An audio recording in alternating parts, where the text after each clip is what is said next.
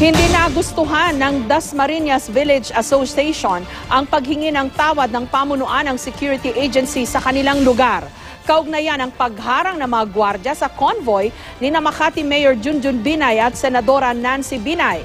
Para naman sa Makati Police, closed book o hindi na raw issue ito dahil wala naman daw naghain ng reklamo sa magkabilang kampo. May report si John Consulta. Sa CCTV na ito nakuha nung gabi ng November 30 sa Dasmariñas Village sa Makati City, pinigilan ng mga security guard ng subdivision na makalabas sa gate ang convoy ni Makati City Mayor Junjun Binay. Sarado na raw kasi ang banyan gate na ito pagsabit ng alas 10 ng gabi at di na pwedeng gamitin para pumasok o lumabas ng village. Kuha sa CCTV ang tensyon, lalo na nang maglabas ng baril ang security personnel ng alkalde. Natapos lang ng isama ng Makati Police ang mga security guard sa presinto para sa isang custodial investigation. December 2, humingi ng paumanhin ang Right 8 Security Agency, ang may security agency ng Dasmariñas Village kay Mayor Binay. Sa pinadalang liham na ito, nang hintuin at di padaanin ang convoy ng alkalde at ni Senator Nancy Binay. Dahil sa insidente, isa sa ilalim daw sa reorientation ang mga gwardya. Pero sa isang pahayag mula sa pamunuan ng Dasmariñas Village Association, hindi raw nila nagustuhan ang paghingi ng paumanhin ng may-ari ng security agency na si Ram Antonio. Wala raw silang alam na exempted sa guidelines ng subdivision nila ang presidente, vice-presidente at mayor tulad ng sinabi ni Antonio. Sila raw bilang mga nakatira sa subdivision ang gumagawa ng patakaran at hindi ang security agency na kinuha nila. Ayaw humarap sa kamera ng mga opisyal ng subdivision para na rin sa seguridad nila.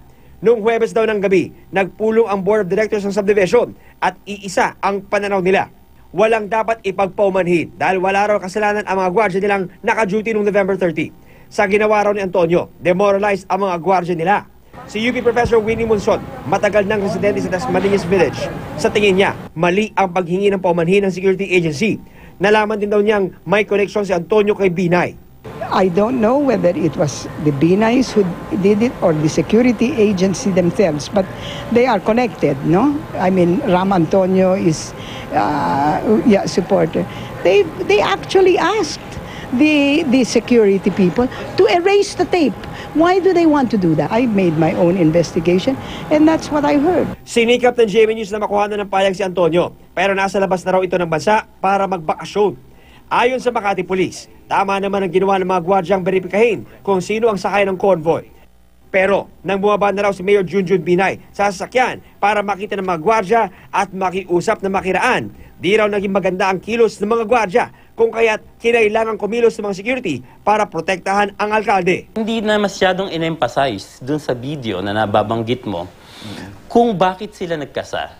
Kasi nga, dun sa parte ng security guard, doon sila naglabas ng shotgun. Kung saan naman nakita niyo rin si Mayor na nagtuturo, siya pa mismo ang nagsasabi sa kanyang mga security guard na huwag lalaban. Ayon pa kay Lukban, sa panig ng pulisya, sarado na ang naturang insidente dahil wala naman daw sa magkabilang panig ang naghain ng reklamo.